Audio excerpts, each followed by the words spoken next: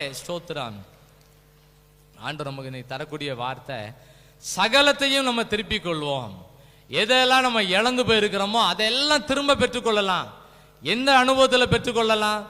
நெருக்கடியான நேரம் வரும்போது, நெருக்கடியின் நேரத்திலேயே நம்ம எல்லாரும் ஜெபிக்க பழகிறணும். ஆமென். பிரச்சனை வருவதற்கு முன்னாலே ஜெபிக்கிறது ரொம்ப நல்லது. நாளைக்கு ஒரு பிரச்சனை வர மாதிரி இருக்கா, இன்னைக்கே ஜெபம் பண்ணணும்.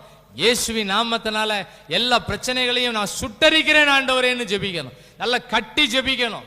பலதரப்பட்ட பிரச்சனைகள் வரும்போது, இந்த பிரச்சனைகளை உண்டு பண்ணுகிற சாத்தானின் கிரியைகளா இருந்தா இயேசுவின் நாமத்துல கட்டப்பட்டு போகட்டும் ஆண்டவரேன்னு ஜெபிக்கணும்.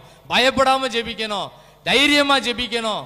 நாளைக்கு வரக்கூடிய பிரச்சனைகளுக்கு முன்கூட்டியே அந்த பலவானாகிய சாத்தானை கட்டி ஜெபிக்கணும். கர்த்தர் நம்ம ஜெபத்துக்கு பதில் கொடுப்பார். தாவீதோட ஜெபத்துக்கு ஒரு வழி நடத்தலை கொடுத்த மாதிரி நம்ம ஜெபத்துக்கு ஒரு வழி நடத்தல் கிடைக்கும். ஆமேன். நீங்க சொல்லுவீங்கன்னு ஒரு கேப் விட்டு பார்த்தேன். ஆமாம், நீங்க ஒரு ஆமேன் சொல்லுவீங்கன்னு சின்ன கேப் விட்டு பார்த்தேன். நீங்க அதை எல்லாத்தையும் ஃபில் பண்ணிருந்தா என் ஜெபத்துக்கும் பதில் உண்டு. தாவீது பண்ண ஜெபத்துக்கு நல்ல பதிலை கொடுத்தாரு, சகலத்தையும் திருப்பி கொண்டார். ரெண்டாவது குறிப்பு, தாவீதுக்குள்ள என்ன இருந்ததுன்னா அபிஷேகம் இருந்துச்சு. அந்நாள் முதற்கொண்டு தாவீதின் மேல கர்த்தருடைய ஆவியானவர் தங்கி இருந்தாரு. பரிசுத்த ஆவியானவர் யாரும் இழந்து போயிடக்கூடாது. அப்படி இழந்து போனா, நான் இழந்து போன அபிஷேகத்தை திரும்ப தாரும்னு கேட்கணும் எல்லாரும். தாவீதுக்குள்ள விசேஷித்த ஆவி உள்ள இருந்தனால எல்லாத்தையும் ஜெயிச்சிட்டார். ஒரு வசந்தோட வாசிக்கலாம்.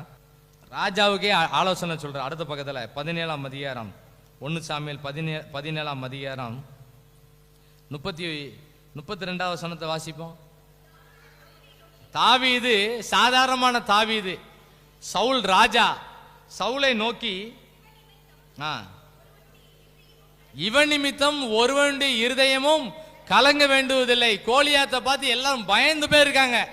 யாருக்குள்ளெல்லாம் அபிஷேகம் இருக்கோ அவங்க பயப்படவே மாட்டாங்க.